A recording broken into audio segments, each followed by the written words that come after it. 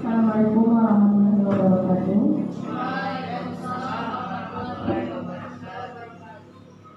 Yang terhormat Bapak Kepala SMP Negeri 3 Medan, yang terhormat Ibu Wakil Kepala SMP Negeri 3 Medan, Bapak-bapak dan Ibu-ibu, staf, guru dan tata usaha SMP Negeri 3 Medan yang sangat saya muliakan.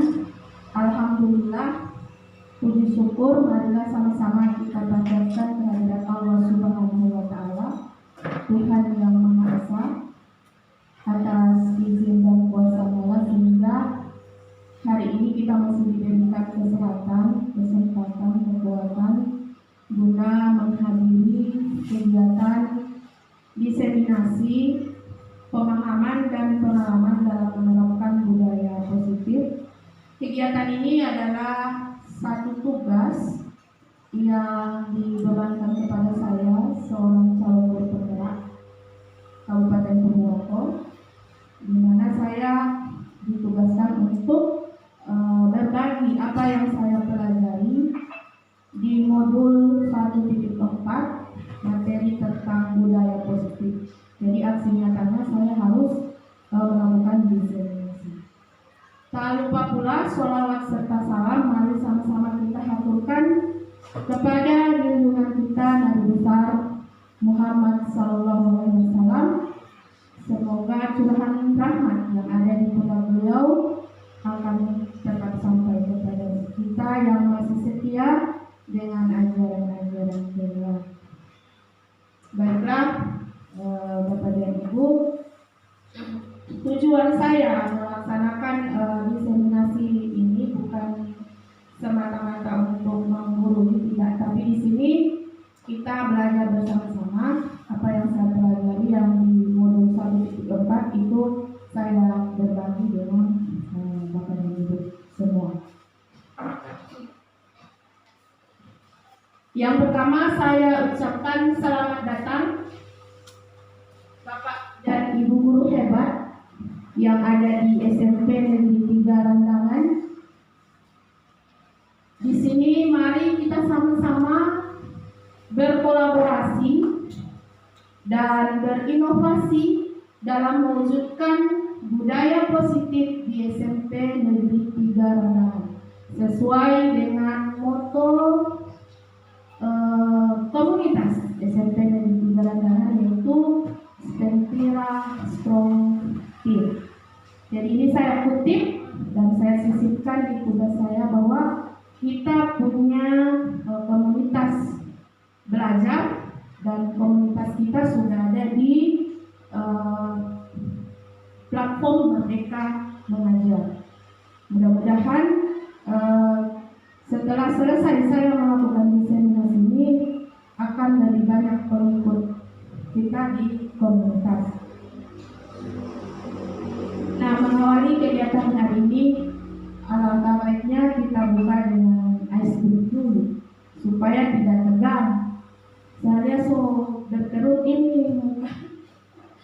Ya, apa yang diusah di muka ini? Ya, jadi kita buka dengan icebreaking dulu Bapak dan Ibu ya, supaya tidak tegang. Boleh saya minta waktunya untuk berdiri sejenak. Berdiri sejenak. Jadi icebreaking-nya kalau saya bilang tepuk satu, berarti satu kali tepuk. Ditepuk satu, tepuk dua kali. Tepuk satu, tepuk dua, tepuk tiga.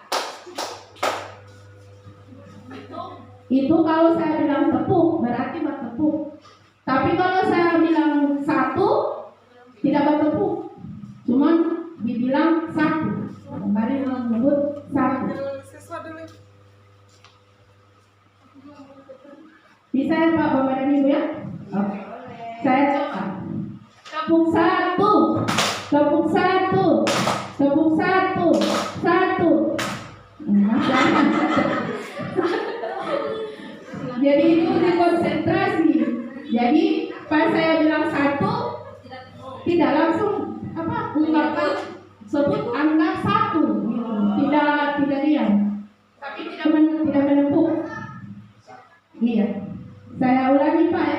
Satu kesempatan. Tepuk satu, tepuk dua, tepuk satu, dua. Oke, terima kasih saudara kita semua. Jadi sudah konsentrasi. Baiklah. Silakan duduk kembali. Oh, masih mau ulang tepuk? Boleh. Oh ya, berdiri lagi ya. Berdiri. Ya. Oke, kita ulangi ya. Tepuk satu, tepuk dua, tepuk tiga, tepuk dua, tepuk satu, tiga. Oke. Ya. Sudah konsentrasi ya? Oke, sudah konsentrasi Bapak dan Ibu ya. Oke, silakan. Oke, lanjut kita masuk ke materi yang pertama yakni budaya positif. Di sini ada pertanyaan. Bagaimana penerapan budaya positif di SMP Negeri 3 Landangan? Saya pikir namanya budaya positif pasti yang di pikiran Bapak dan Ibu kira-kira seperti apa? Iya, silakan. Kebiasaan positif yang dilakukan dalam lingkungan sekolah yang Iya, kebiasaan positif yang dilakukan di SMP 3 Landangan. Bisa dari kasih contoh? Misalnya sebelum masuk, misalnya kita ada apel, setelah apel ada baca doa sebelum masuk kelas. Setelah di kelas kita baca doa lagi sebelum belajar. Iya, betul sekali. Terima kasih dari Ibu Milda. Iya, betul ya, Bapak dan Ibu. Di sekolah kita sudah banyak menerapkan budaya-budaya positif. Salah satu contoh misalnya apel pagi ya. Setiap hari tepat waktu sesuai dengan jam yang ditentukan. Nah, sekarang sebenarnya apa saja yang dipelajari atau konsep-konsep apa yang ada di budaya positif itu sesuai dengan apa yang saya pelajari di modul 1.4. Ini ada 7 konsep utama budaya positif. Ya, yang pertama adalah perubahan paradigma belajar, kemudian disiplin positif, kemudian kebutuhan dasar manusia, motivasi perilaku manusia, ada posisi kontrol restitusi, ada keyakinan kelas, dan ada segitiga restitusi. 7 konsep budaya positif ini kalau kita laksanakan di sekolah, insya Allah kebiasaan atau budaya-budaya positif itu akan menjadi suatu ciri khas yang ada di siswa maupun yang ada di guru di SMP negara. Baiklah, kita mulai dengan yang pertama, perubahan paradigma belajar. Ini berhubungan dengan pembelajaran paradigma baru. Mungkin kemarin kita sudah membuka platform Merdeka Mengajar. Setidaknya di pelatihan mandiri, Bapak dan Ibu mungkin sudah mendengar kata pembelajaran paradigma baru. Apa itu pembelajaran paradigma baru? Pembelajaran paradigma baru adalah pembelajaran yang berorientasi pada penguatan dan pengembangan karakter yang sesuai dengan nilai-nilai Pancasila. Jadi intinya ada pada pengembangan karakter.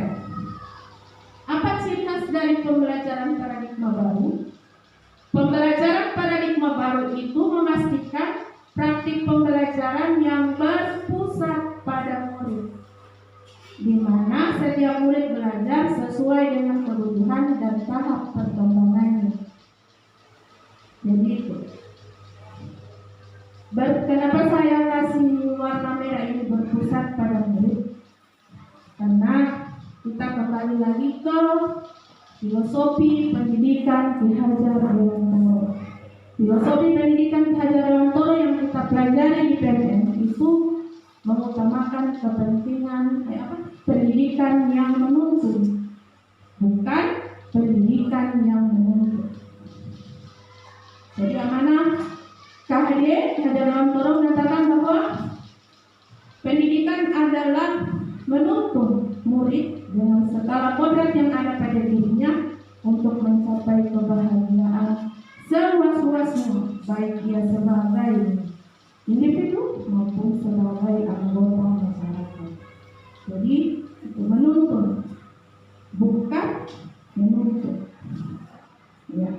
Kemudian bagaimana kita mau melaksanakan pembelajaran paradigma baru ini? Di kelas ada 3 kegiatan yang bisa kita lakukan. Bagaimana pembelajaran berpusat pada murid itu bisa kita lakukan dengan mulai dari intrakurikuler, pembelajaran di dalam kelas, kemudian ada di luar kelas, dan di luar kelas ini ada 2, ada kokurikuler dan ekstrakurikuler. Mari kita bedakan 3 hal ini. Ya. Intrakurikuler, pembelajaran intrakurikuler dilakukan secara terdiferensiasi sehingga peserta didik memiliki cukup waktu untuk mendalami konsep dan menguatkan kompetensi. Ada kata secara terdiferensiasi. Artinya pembelajaran yang terdiferensiasi itu adalah pembelajaran yang berpusat pada murid, di mana pembelajaran yang kita lakukan itu harus sesuai dengan kebutuhan mereka. Yang berikut kokurikuler. Pembelajaran kokurikuler berprinsip pada pembelajaran interdisipliner yang berorientasi pada pengembangan karakter dan kompetensinya. Dan ekstrakurikuler, pembelajaran ekstrakurikuler dilaksanakan sesuai dengan minat dan sumber daya satuan pendidikan. Barangkali kita masih agak bingung dalam membedakan intrakurikuler dan kokurikuler. Sama juga dengan saya. Nanti setelah belajar di sini baru saya tahu ternyata kayak yang intra itu yang seperti ini. Kalau yang ekstra itu murni untuk pengembangan karakter dan kompetensi umum. Mungkin bisa melalui pembelajaran di luar kelas, melalui proyek. Barangkali kalau mata pelajaran agama itu bisa melalui praktek-praktek.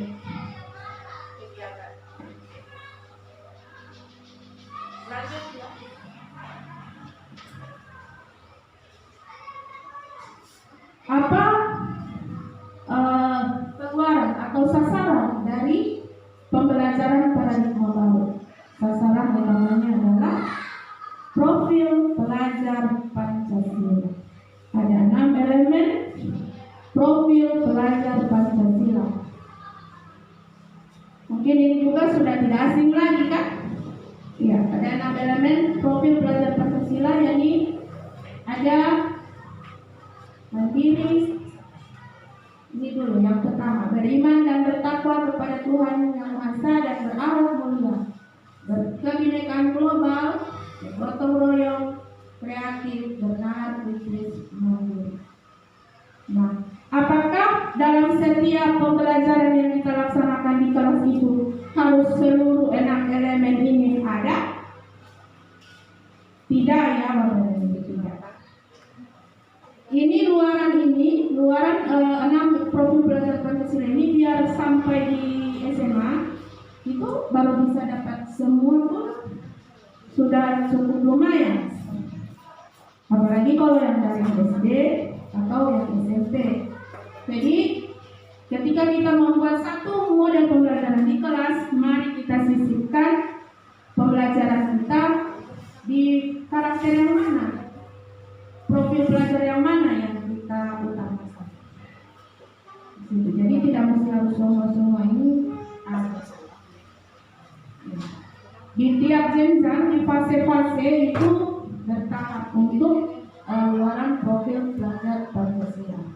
Jangka panjang ini 6 ini harus dapat. Tetapi di jangka pendeknya itu per fase. Di fase A, B, C. Kalau kita SMP sudah masuk fase D.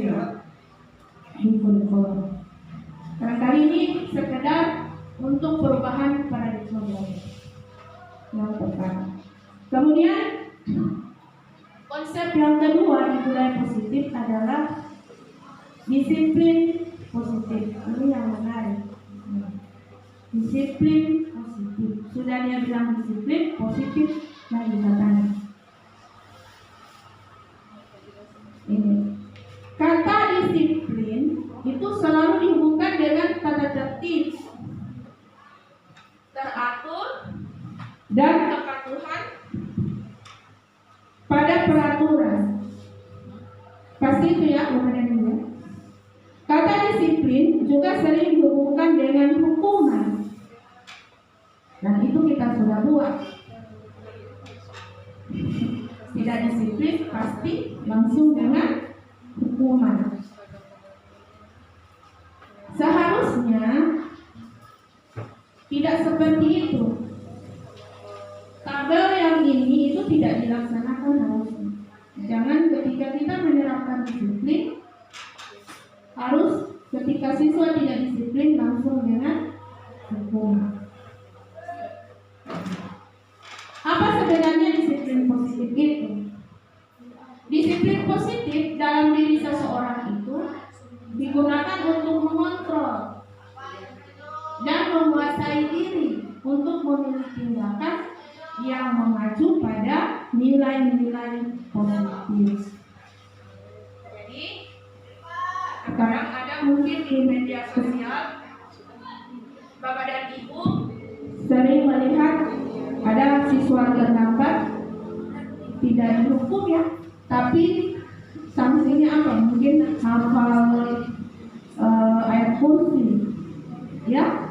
Jadi nanti ketika mereka melanggar disiplin, kita cari hukuman yang positif juga. Artinya sanksi yang mengacu atau tindakan yang mengacu pada nilai-nilai positif.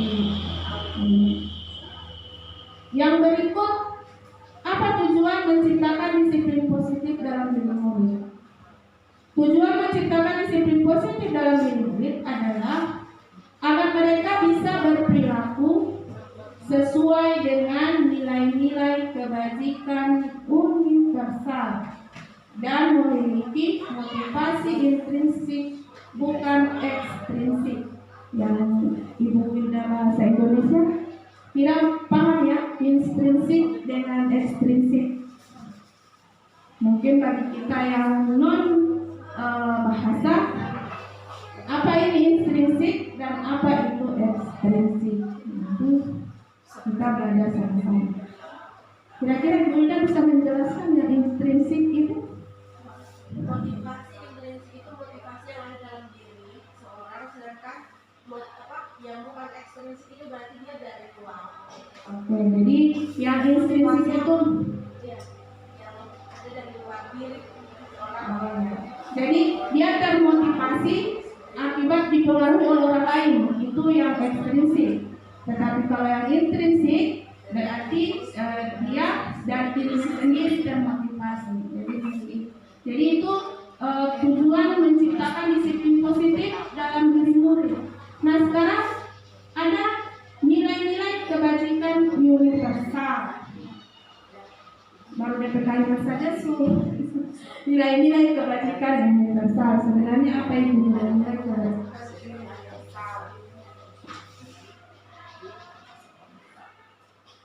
Ini sebenarnya ada 7 yang saya pelajari di LMS itu, di modul itu ada sekitar 7 nilai-nilai, 7 konsep nilai kebajikan universal. Tapi saya cuma ambil 3 karena saya pikir yang 3 ini yang dekat dengan kita. Yang pertama, ya, nilai profil pelajar Pancasila. Bagaimana disiplin itu yang kita terapkan di sekolah itu ini bisa membangkitkan ini profil pelajar Pancasila. Siswa kita akan lebih beriman, bertakwa kepada Tuhan. Mari Ibu.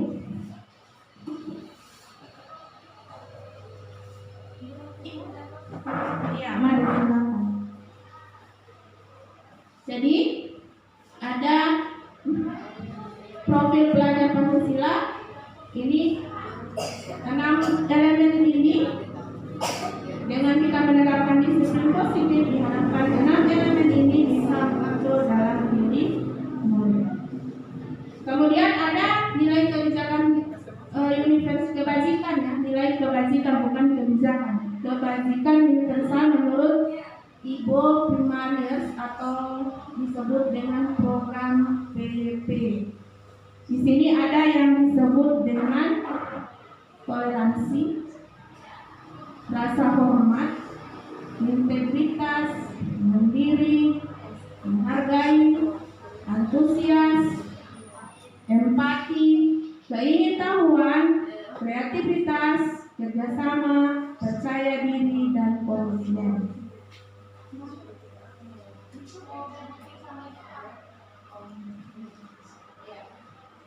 Kemudian yang ketiga, the 7 essential virtues. Kenapa kalau baca sudah begitu, bukan? The 7 essential virtual, ya. Ada 7, ada empati. Jadi di siswa kita kita harapkan ada empati, ada suara hati, kontrol diri, rasa hormat, kebaikan, toleransi, dan keadilan. Jadi nilai-nilai kebajikan ini, walaupun tidak semua nilai ini kita harapkan muncul, tapi setidaknya ada di dalam diri murid kita ketika kita menerapkan disiplin positif. Boleh lanjut lagi, ya? Lanjut ke bagian yang berikutnya. Ada yang disebut dengan stimulus respon dan ada teori kontrol. Iya, sesuai body. Ya, stimulus respon, ada yang disebut stimulus respon dan ada yang disebut dengan teori kontrol. Kita baca sama-sama. Terkadang kita memberikan tugas kepada anak-anak itu sesuai dengan yang selama ini kita lakukan adalah menyamaratakan semua anak itu sama. Jadi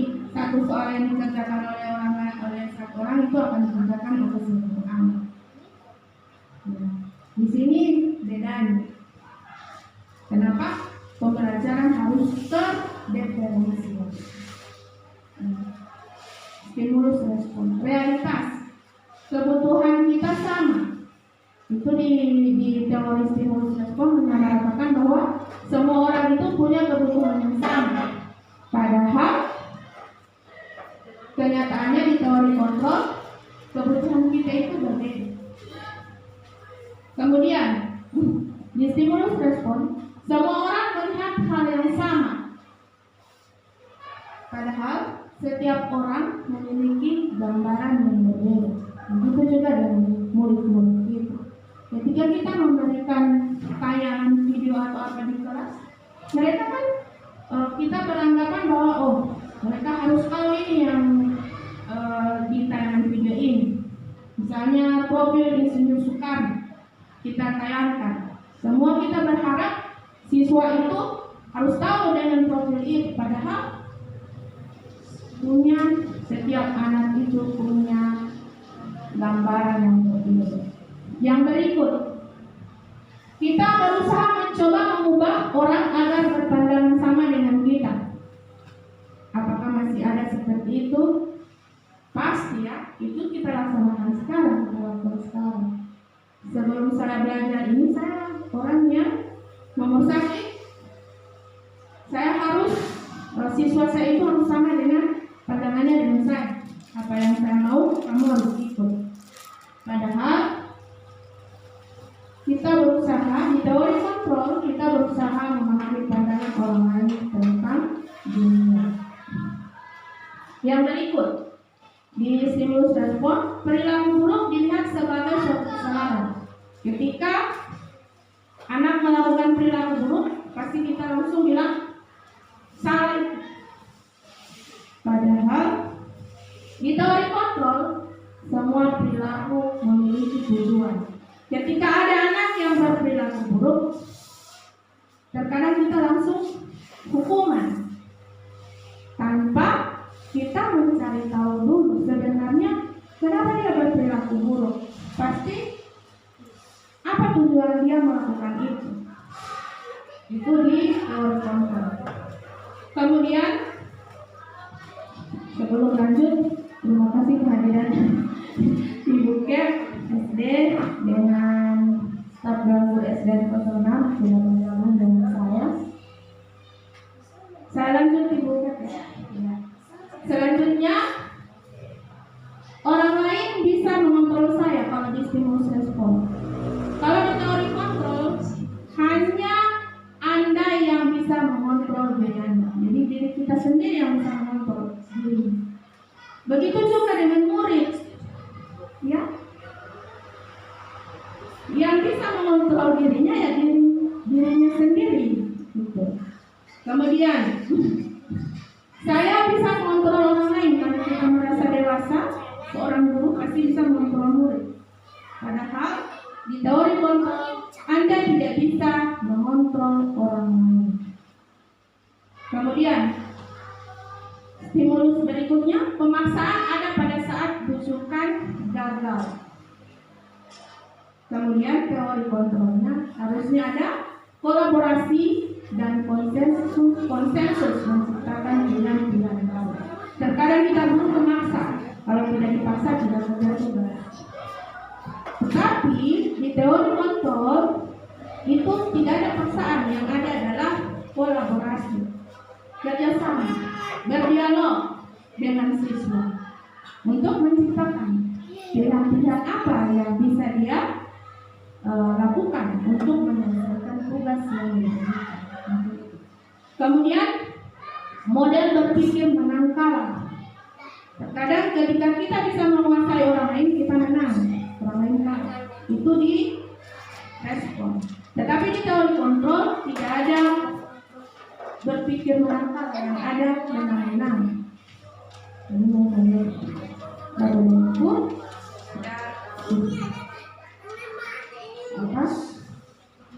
perbandingan untuk kita. Selama ini kita berada di posisi yang mungkin ini teori saja, tapi dari teori ini mungkin ada hal-hal yang bisa kita ambil dan kita terapkan. Kita lanjut ya Bapak Ibu. Tadi di teori kontrol dengan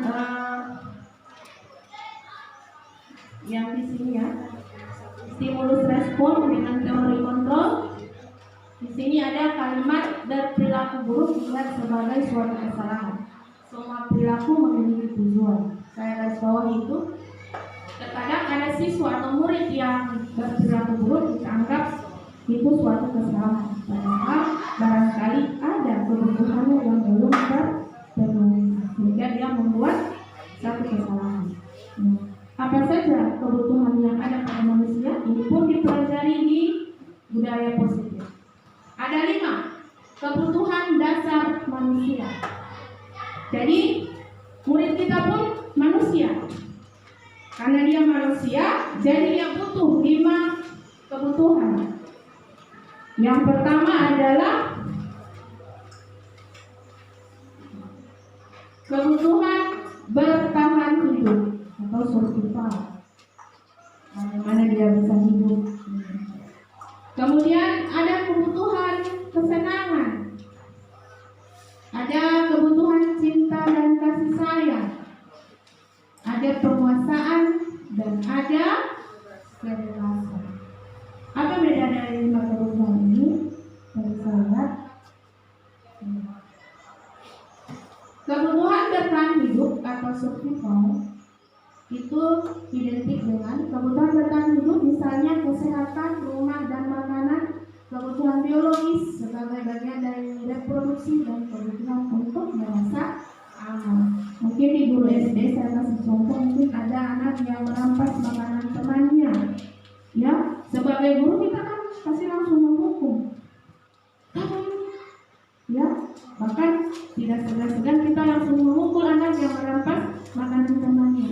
Nah, di teori kontrol kita yang kita lakukan bukan seperti itu, tapi kita ajak dia, kita cari tahu kebutuhan apa yang tidak dipenuhi. Mungkin dari rumah dia tidak sarapan, baru tidak ada uang jajan yang dikasih sama orang tua, dan akibatnya dia tidak bisa mengontrol dirinya dan akhirnya merampas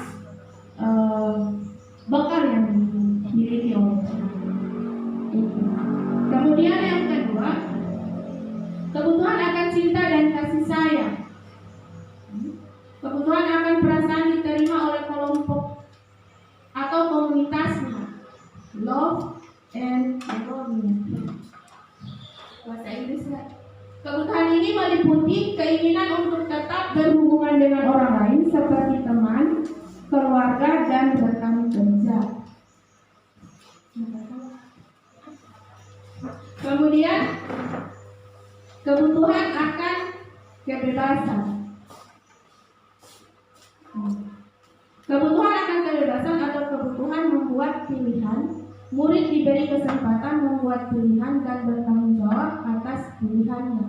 Kebebasan menyuarakan pendapat dengan percaya diri dan memberikan kesempatan untuk mencoba hal-hal yang baru. Ini kebutuhan. Yang berikut, kebutuhan yang keempat adalah kebutuhan akan kesenangan. Menghubungkan akan kesenangan dengan belajar. Sebagai guru, jangan ragu-ragu untuk sengaja memasukkan kegiatan yang menyenangkan dalam kelas. Murid dengan kebutuhan dasar kesenangan yang tinggi ingin menikmati apa yang mereka lakukan. Mereka akan konsentrasi tinggi pada hal yang ia senangi. Begitu. Kemudian yang terakhir adalah kebutuhan akan penguasaan. Setiap murid memiliki kebutuhan untuk merasa kompeten, menjadi terampil, diakui pencapaian dan keterampilannya, didengarkan dan berdampak pada harga diri. Sebaliknya diberi kesempatan untuk membuat keputusan tentang hal-hal penting dalam hidupnya dan tidak merasa dikontrol oleh guru. Mungkin teori ini kalau kita laksanakan juga tergantung kepada ibu. Artinya di sini kebutuhan akan kesenangan, kebutuhan akan penguasaan. Mungkin ada siswa-siswa kita yang kurang disiplin, Kita kembalikan lagi ke 5 kebutuhan dasar ini. Di kebutuhan mana yang dia tidak bisa dipenuhi? Ketika dia tidak bisa dipenuhi, ya berilah ruang untuk dia agar kebutuhannya itu terpenuhi. Seperti di kebutuhan akan kesenangan. Apa ruang? Ya buatlah pembelajaran yang menyenangkan dalam bentuk bermain atau pembelajaran di luar kelas dan pembelajaran yang bervariasi. Tidak menonton, datang ke kelas langsung tugas. Nah, ini tidak mau langsung hilang lagi akan kesenangan murid itu langsung hilang. Kemudian ketika ada murid yang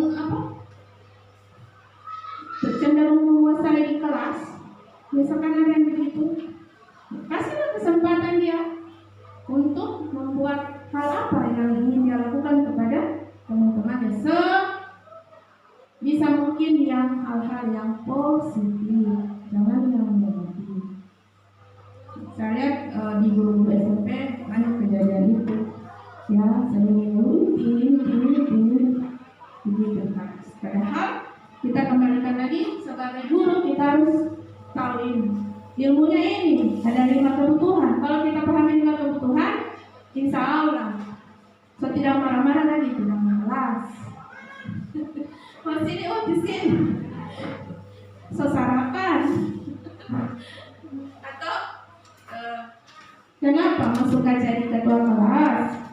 Oke, ibu coba kamu jadi ketua kelas 1 minggu, pimpin teman-temanmu ini. Karena saya lihat kamu mendominasi di kelas. Kasihlah kesempatan. Ketika dia mampu itu, akan terjadi. Kita lanjut ya, Bapak dan Ibu ya. Tadi di awal kita mengenal ada yang namanya motivasi intrinsik dan motivasi ekstrinsik. Tadi sudah dijelaskan oleh Ibu Yulda bahwa motivasi intrinsik itu motivasi yang berasal dari dalam diri. Kemudian yang ekstrinsik itu dari luar akibat pengaruh orang lain.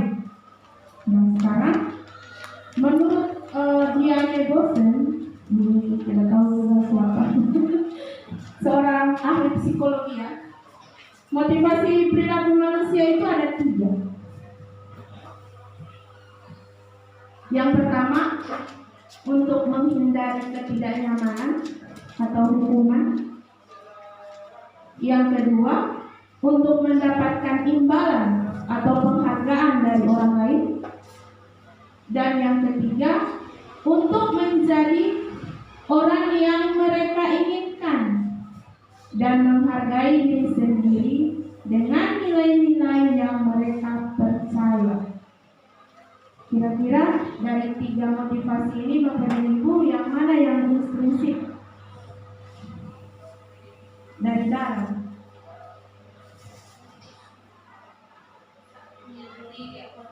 Ya? Iya, betul sekali Bapak dan Ibu ya.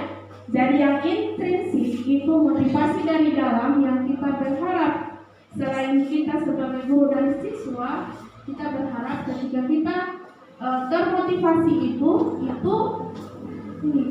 menjadi orang yang mereka inginkan, menjadi orang yang kita inginkan sendiri, ya? Dan menghargai diri sendiri dengan nilai-nilai yang mereka percaya, dengan nilai-nilai yang kita percayai, dengan nilai-nilai yang dipercayai oleh murid. Ekstrinsik bukan berarti tidak bisa, tetapi motivasi ekstrinsik ada juga yang termotivasi, misalnya dia tidak mau terlambat datang di sekolah hanya karena ini, ya, karena mungkin kalau guru untuk menghindari ketidaknyamanan, biasa kan? Atau kalau dia anak supaya tidak dihukum. Ini eksternal, ini ekstrinsik. Kemudian untuk mendapatkan imbalan atau penghargaan dari orang lain, ketika dia melakukan sesuatu hanya untuk mendapatkan penghargaan atau imbalan. Oke, lanjut. Kemudian ini yang harus kita bangun. Motivasi yang ketiga, ini yang utama yang harus kita bangun.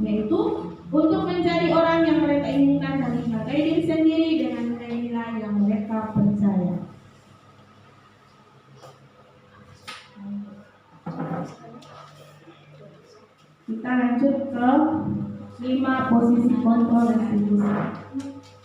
Bagaimana kita sebagai seorang guru untuk membangkitkan motivasi intrinsik dari dalam diri murid? Apa yang kita harus lakukan? Nah, kita posisikan dulu di mana kita sebenarnya dari 5 posisi ini. Apakah kita penghukum? Apakah pembuat merasa bersalah? Apakah posisi teman, pemantau, atau manajer? Penghukum, orang sih. Saya akui saya penghukum nomor 1. Sebelum belajar ini, oke, sebelum belajar ini, saya posisinya di sini.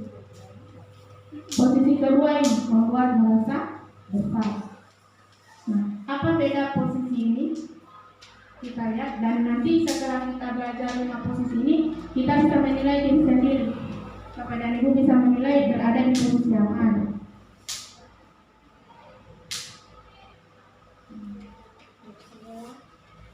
Lima posisi. Kita mulai dari ini, ada tabel berwarna ungu. Itu tertulis di atas identitas gagal, menghindari hukuman. Kemudian ada yang pink, ini adalah identitas berhasil, sukses, kontrolnya dari luar. Ekstrinsik ya. Identitas gagal, kontrol dari luar, berarti ini motivasi ekstrinsik. Kemudian identitas berhasil, kontrol dari luar, berarti ini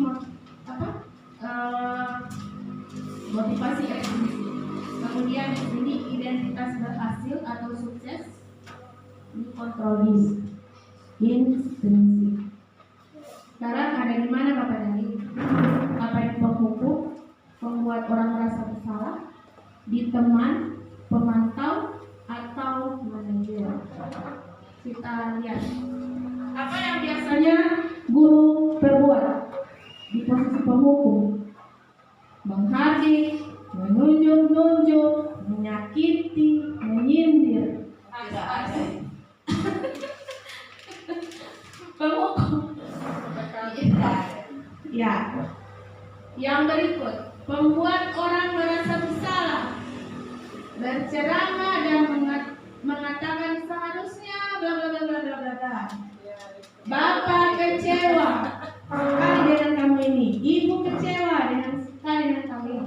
Ingat ya, kita berada di sini, identitas motivasi yang akan terbangun dalam diri murid adalah ekstrinsik dan luar. Lanjut, di posisi teman, membuat alasan-alasan untuk muridnya. Guru membuat alasan-alasan untuk muridnya. Misalnya, coba belajar kamar dulu, ya. Ini kan untuk masa depan juga, bukan untuk masa depan guru, kan? Biasanya tidak marah-marah dia. Kan namanya teman, diajak berteman ini murid. Kemudian ada di posisi pemantau, penghitung dan pengukur. Pemantau ini sama dengan menarik sepatu, hari ini bawa sepatu putih. Aturan sekolah apa? Hitam. Oke, maksud itu yang mencari-cari di mana kesalahan murid itu. Jadi dia di pemantau dan selalu berada konsisten dengan peraturan sekolah. Kemudian manajer lebih banyak mengajukan pertanyaan. Itu berarti disuruh bertanya ini, Bu. Oke. Lanjut. Di yang berikut, di penghukum ada bilang kalau kamu tidak melakukannya, awas ya. Iya, mengajar mana dia penghukum. Kalau kamu tidak melakukannya, awas ya, rasakan. Hasilnya apa? Siswa akan memberontak, menyalahkan orang lain, dan berbohong. Hasilnya, siswa akan memberontak, menyalahkan orang lain, dan berbohong. Dunia berkualitas itu dunia yang diinginkan, hasilnya bagus.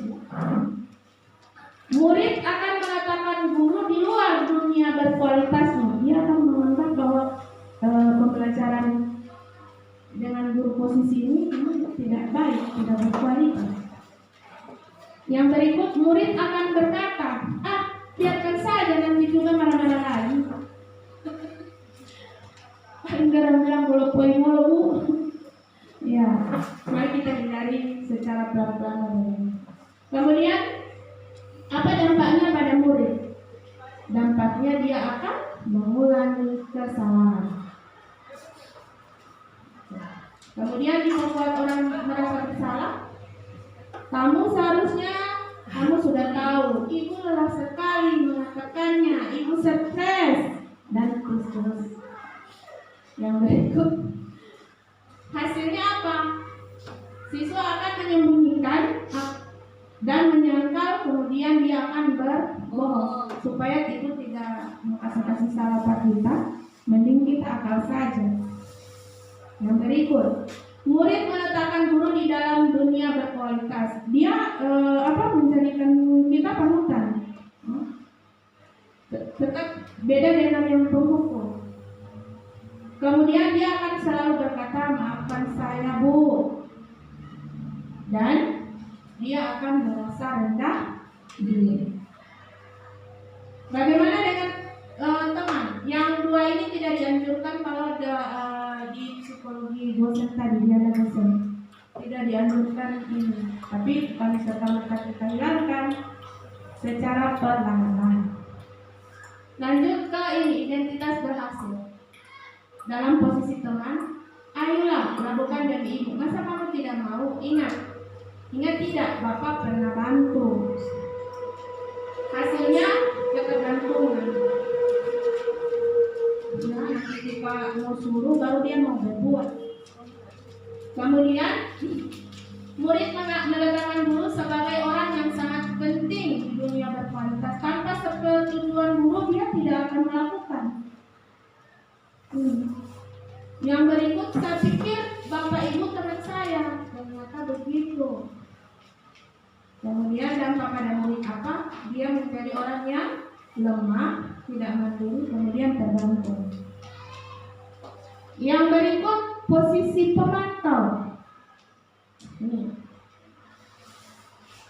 Pemantau ini menghitung dan mengukur. Kemudian apa peraturannya? Menyesuaikan diri bila diawasi hasilnya. Siswa itu hanya akan melakukan apabila diawasi. Kemudian murid meletakkan guru peraturan dan hukum di dunia berkualitas. Berapa banyak bintang yang saya harus peroleh, berapa halaman yang harus saya tulis. Itu yang biasanya murid akan berkata kepada kita jika kita berada pada posisi pemantau. Kemudian apa dampaknya? Murid akan menitik beratkan pada sanksi atau hadiah untuk dirinya. Jadi bagian kasarnya itu nanti Pak Guru mau kasih hadiah atau Ibu Guru mau kasih hadiah.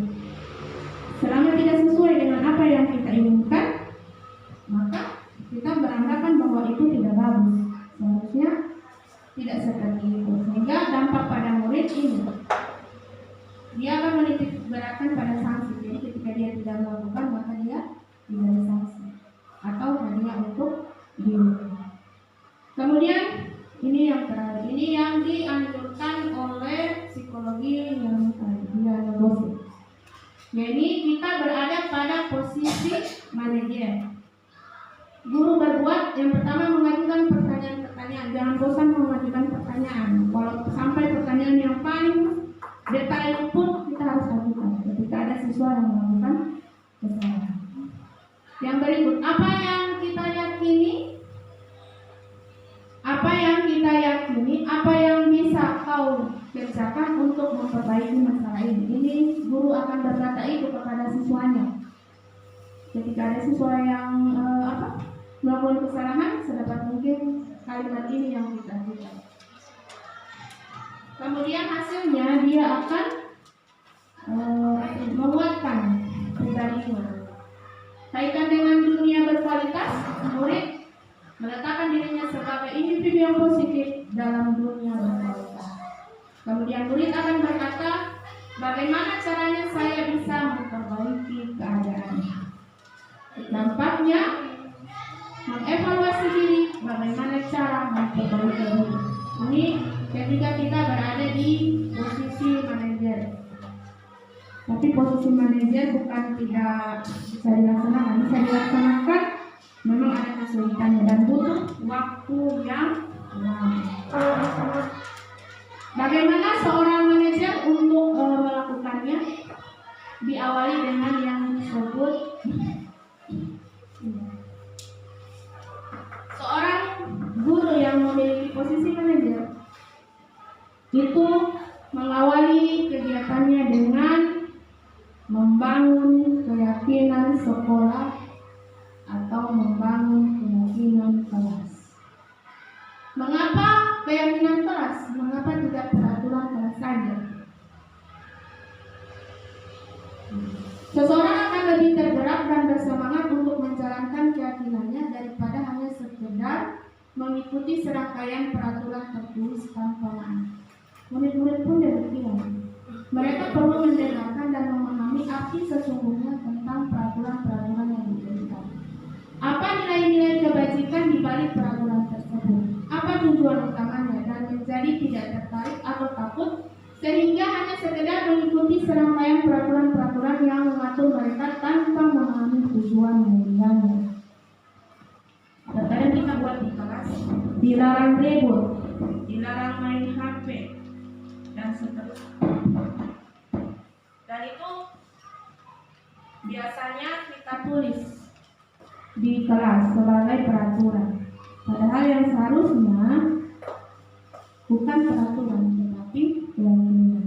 Ketika ada keyakinan itu terbangun dari diri murid, jadi tidak perlu ditulis itu, dilarang ribut, dilarang main HP, dilarang berlari-lari di dalam kelas.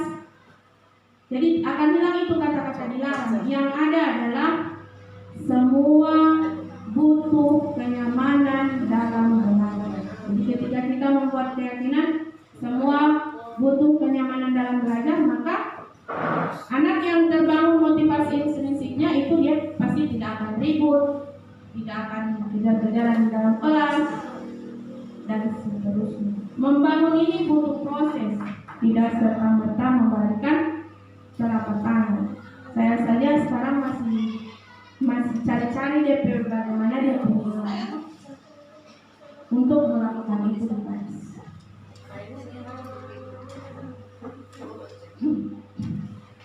Bagaimana prosedur membuat keyakinan sekolah atau kelas?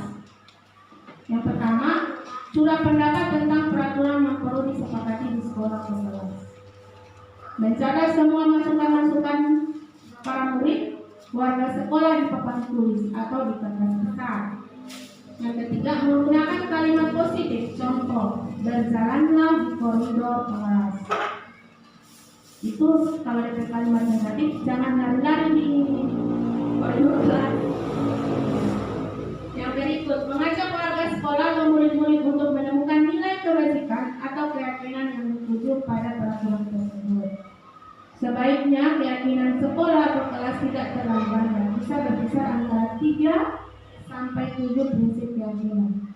Setelah keyakinan sekolah atau kelas selesai dibuat, maka semua warga kelas dipersilakan meninjau ulang dan menyetujuinya dengan menandatangani keyakinan sekolah atau kelas tersebut, termasuk guru dan semua warga murid. Yang ketujuh, keyakinan sekolah atau kelas selanjutnya bisa dilekatkan di dinding kelas di tempat yang mudah dilihat oleh semua warga kelas. Ini yang materi keyakinan kelas ada di pelatihan Merdeka Belajar, ada di pelatihan Mandiri PMM. Dan untuk wali-wali kelas ini penting supaya nanti tidak akan ada keluhan kelasnya amburadul. Kenapa? Karena dari awal kita tidak membangun keyakinan dengan kita punya murid. Jadi kita tidak bisa menyalahkan mereka. Jadi seperti itu. Nah, contohnya ini, contoh keyakinan kelas. Misalnya untuk murid kelas 1 SD, setiap anggota kelas perlu belajar. Jadi kalau murid yang termotivasi intrinsik itu akan tahu, oh semua ini butuh belajar. Jadi kita boleh membagi itu. Jadi peraturan tidak harus dalam kata-kata negatif. Jadi akan seperti ini. Ini kelas 5. Ini contoh yang kelas bawah, kelas 1 Ibu. Baru yang kelas 5 itu contoh kelas atas. Kemudian untuk yang SMP, ini SMP ada kelas 7, dicontohkan ada 3. Pertama hormat, bekerja, kemudian diterima dan dimiliki. Dihormat, kami meyakini bahwa sangat penting untuk menghormati semua orang dan barang milik orang lain. Pasti tidak akan ada, kalau semua siswa kita sudah termotivasi ini, sudah memiliki keyakinan hormat ini, tidak akan ada laporan orang yang bapak curi pulpen atau ya ada yang pinjam buku tidak dikembalikan. Kemudian ada yang bekerja. Kami meyakini bahwa sangat penting untuk mengerjakan segala pekerjaan atau mengikuti kegiatan yang telah ditugaskan.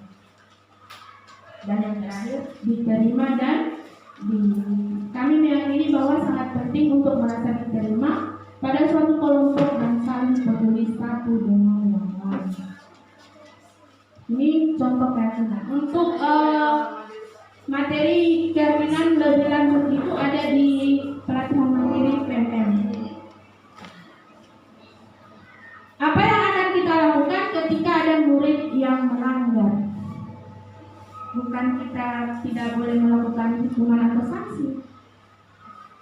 Apa yang kita lakukan? Kita sekarang berada dalam posisi manajer. Ketika dalam posisi manajer, berarti kita harus melaksanakan ini, mulai dari yang disebut dengan restitusi. Apa itu restitusi? Restitusi adalah proses menciptakan kondisi bagi murid untuk memperbaiki kesalahan mereka, sehingga mereka bisa kembali kepada kelompok mereka dengan karakter yang lebih kuat. Ini menurut dari dosen. Restitusi juga merupakan proses kolaboratif yang mengajarkan murid untuk mencari solusi atas masalah mereka dan membantu murid berpikir tentang orang seperti apa yang mereka inginkan dan bagaimana mereka harus memperlakukan orang lain. Ketika kita memposisikan diri sebagai manajer, maka langkah awal adalah harus mengetahui yang disebut dengan restitusi. Bagaimana langkah-langkah restitusi? Ada yang dikenal dengan segitiga restitusi. Di awal tadi untuk posisi manajer, itu kan guru harus banyak mengemukakan pertanyaan-pertanyaan. Ada tadi. Nah sekarang ini pertanyaan itu digunakan di sini di segitiga restitusi. Segitiga restitusi adalah suatu proses dialog yang dijalankan oleh guru atau orang tua agar dapat menghasilkan murid yang mandiri dan bertanggung jawab. Saat guru pada posisi manajer, aspek yang dikembangkan pada murid adalah motivasi intrinsik, sehingga penanaman nilai-nilai kebaikan dapat tumbuh dan berkembang menjadi suatu kebiasaan positif yang akhirnya membentuk karakter murid.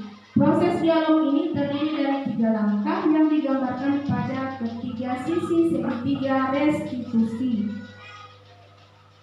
Modelnya akan dari begini.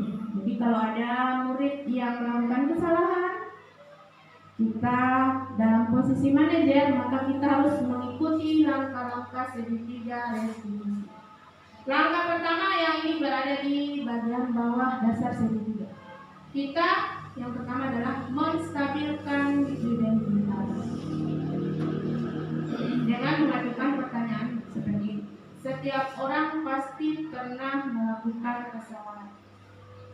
Jadi kita ketika ada murid yang melakukan kesalahan tidak serta-merta langsung menghukum. Kalau kita berada pada posisi manajer, ini yang kita lakukan. Ini pun bisa dilakukan dengan anak bapak dan ibu di rumah, bukan cuma di murid saja. Setiap orang pasti pernah melakukan kesalahan. Ini pertanyaan. Yang berikut, kamu bukan satu-satunya yang pernah melakukan ini. Kemudian kalau sudah stabil identitasnya, artinya dia sudah tidak emosi lagi. Pertanyaan ini bukan cuma dua ini ya, bisa dikombinasikan sendiri oleh Bapak Ibu. Kalau sudah stabil identitasnya, kita masuk ke validasi tindakan yang salah. Pertanyaannya, kamu tentu punya alasan mengapa melakukan itu. Adakah cara yang lebih efektif untuk mendapatkan apa yang kamu butuhkan? Kemudian, jika validasi tindakan yang salah, anak-anak kalau sudah di posisi ini, dia sudah mulai agak turun DP emosi. Apalagi yang bakal lain. Kemudian yang terakhir ada menanyakan keyakinan. Tanyakan keyakinan kelas apa yang telah kita sepakati. Kamu ingin menjadi orang yang seperti apa? Jadi ketika kita memposisikan diri sebagai manajer, maka kita harus mengikuti 3 langkah-langkah yang dibuat oleh Diana Bose. Pertanyaannya bagaimana? Apakah semua langkah-langkah ini harus 3-3-nya dilakukan? Tidak. Bisa jadi baru sampai di sini dia sudah terpenuhi. Atau mungkin saja pas di sini balik lagi di menstabilkan identitas boleh dapat.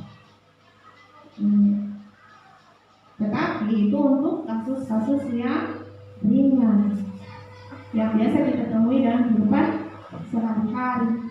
Kalau kasus narkoba, saya tidak boleh memakai itu pada ini. Mas Allah tak tanyakan kenapa kau ada pakai narkoba kan? Jadi ini khusus untuk kasus sederhana yang kita temui dalam kehidupan sehari-hari. Barangkali ini yang terakhir, materi terakhir dari konsep budaya positif. Terima kasih. Kalau ada pertanyaan, silakan kepada Ibu. Kalau misalnya belum ada pertanyaan, saya ada video bagaimana cara kita untuk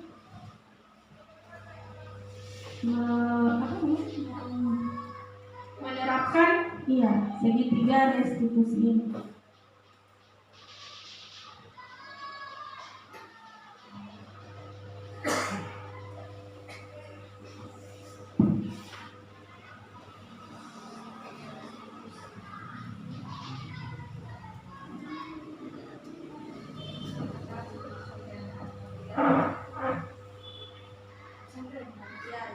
Ada pertanyaan? Tidak ada? Bisa cari dulu.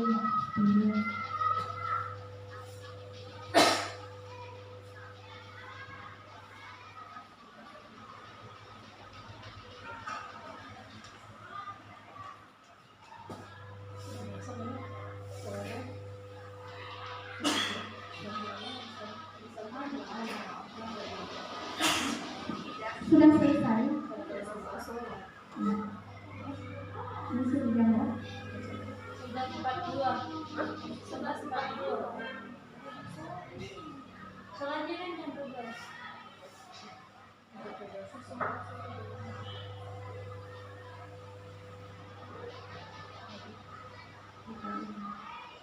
Ini untuk keyakinan kelas. Kalau mau lihat yang video keyakinan kelas boleh, tapi saya lebih ke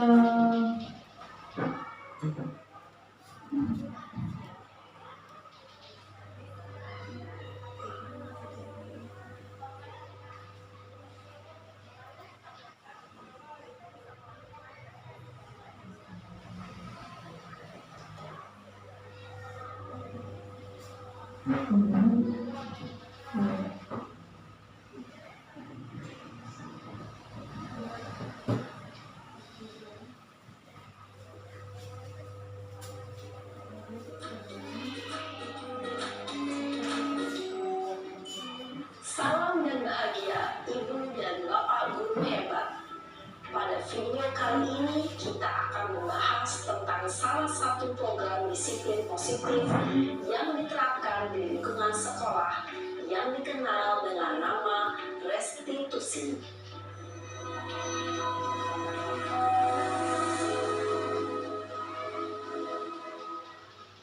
Restitusi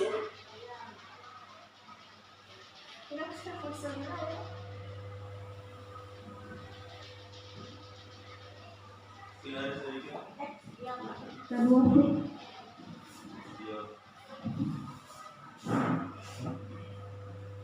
ya, terima kasih atas kegiatan ini. Memang kalau kita lihat di materi dan itu materi yang sangat menarik dan metode yang harus kita laksanakan yang menurut berbuat positif bagaimana mengajarkan anak-anak dan bagaimana kita berada dalam kelas. Memang seperti yang disampaikan bahwa untuk saat ini pembelajaran kultur merdeka kan tidak harus lagi menuntaskan materi, tetapi bagaimana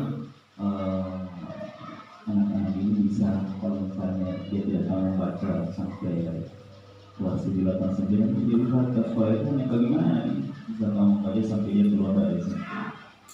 Kemudian yang kedua ini memang ada peran kita laksanakan, tapi apapun itu kita pelan-pelan kita laksanakan karena yang namanya kita manusia melihat sesuatu yang tidak mengenakan hati pasti langsung ada eksekusi, artinya adalah refleks bahwa kita sadari bahwa itu di kurikulum kita tidak di mungkin ya, dan mungkin ada ibu-ibu yang lain yang bisa mengikuti tahun beberapa ini. Kemudian sedikit saya sampaikan di grup saya sudah bagi tentang pendaftar kurikulum, apakah kita masih bertahan di belajar atau sudah bertahan di mandiri berubah. Nah tentu kalau kita sudah mendaftar di mandiri berubah, ya mau tidak mau kita setuju untuk pelajaran baru atau siswa baru di tahun ajaran baru itu kita sudah mengajarkan kurikulum merdeka. Karena kalau masih yang sementara kita jalani sekarang memang pilihannya mandiri berubah, mandiri belajar kita masih sama-sama belajar, tetapi masih mengajarkan kurikulum 13 dengan yang mengajarkan esensial saja dari kurikulum merdeka. Tapi kalau kita sudah pilih mandiri berubah, ya berarti secara full kita melaksanakan kurikulum merdeka untuk kelas 7. Dan itu perlu kita sepakati. Kalau misalnya kita sepakat, ya kita mendaftar. Seperti itu sudah. Makanya memanfaatkan forum ini saya sampaikan, mungkin kalau kita dikawal siap, kita memang juga ditetap harus ya perlu pendaftaran harus sampaikan.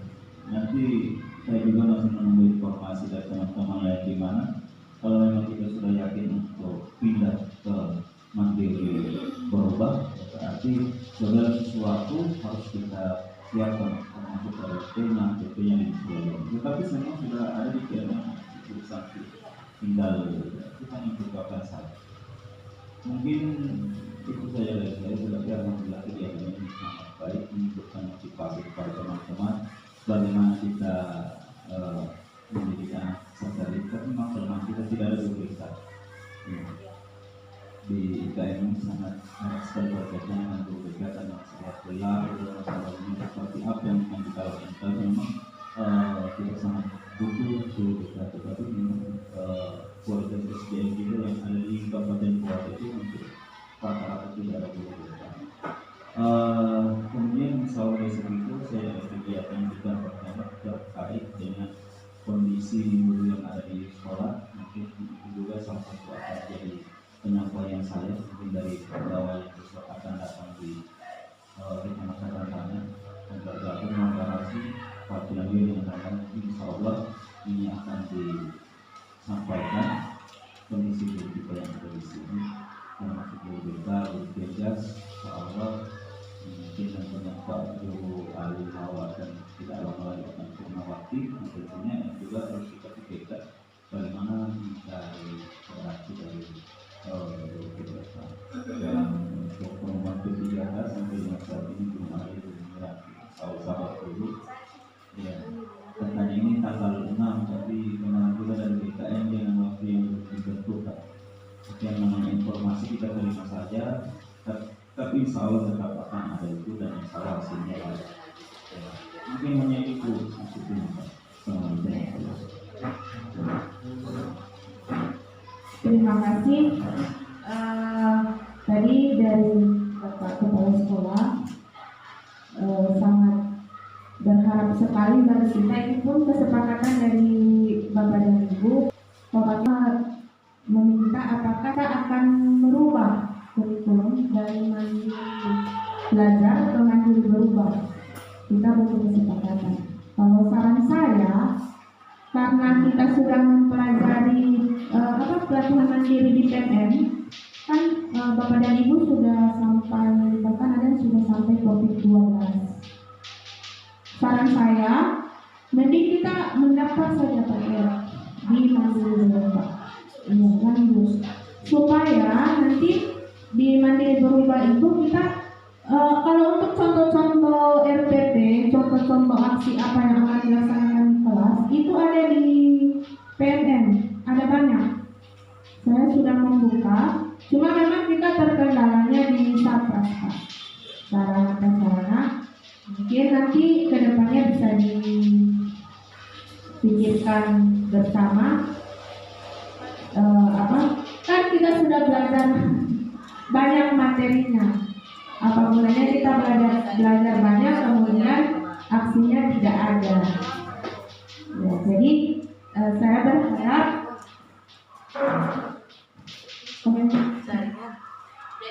Jadi bertanya, kita lanjut saja Pak. Ya. Kemudian ada satu lagi kegiatan saya, itu akan dilaksanakan di hari Kamis Pak. Pendampingan individu, dan itu masih dituntut kehadiran Bapak dan Ibu.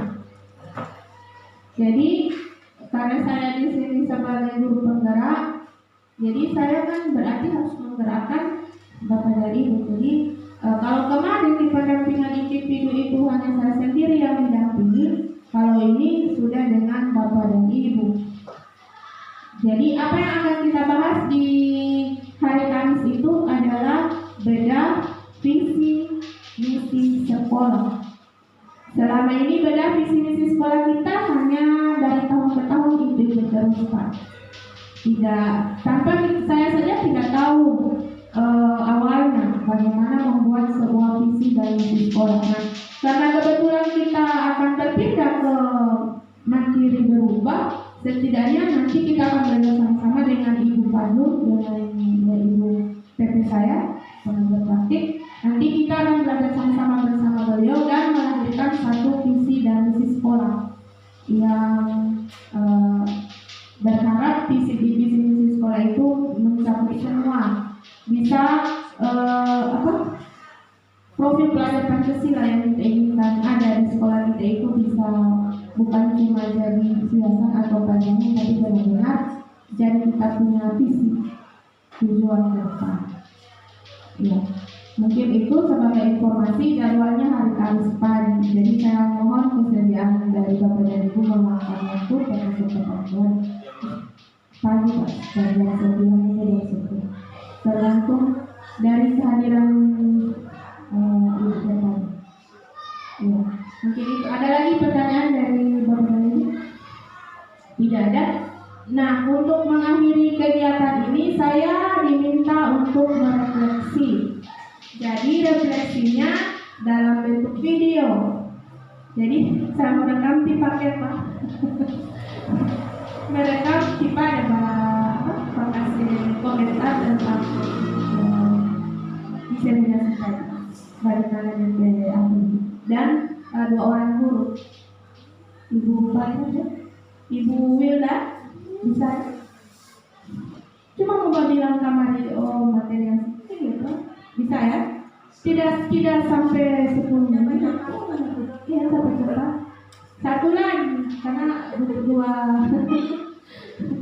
Pak siapa? Ibu Tasya bisa? Ibu Soli bisa ya?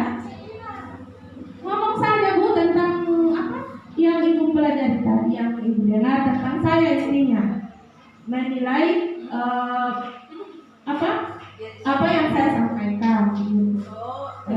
Iya, tentang saya bagaimana saya menyampaikan materi, kemudian apakah bisa diterima materinya atau tidak gitu. Tapi nanti waktu bukan di sana materi. Tidak, cukup 5 menit saja atau kurang dari 5 menit boleh. 5 menit itu so lama. 1 menit. Karena kalau so 5 menit jadi susah saya mau bayangkan kok. Jadi sedikit saja tentang materi. Apa yang dipelajari di materi tadi yang saya berikan, kemudian bagaimana perasaannya, apakah baik-baik saja atau tidak baik-baik saja, dan mungkin saya berharap refleksinya dalam bentuk yang positif karena ini mau dapur. Mungkin sudah selesai aku.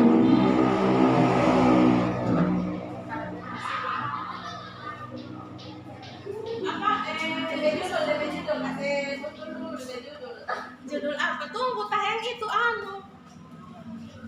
Saya matikan dulu.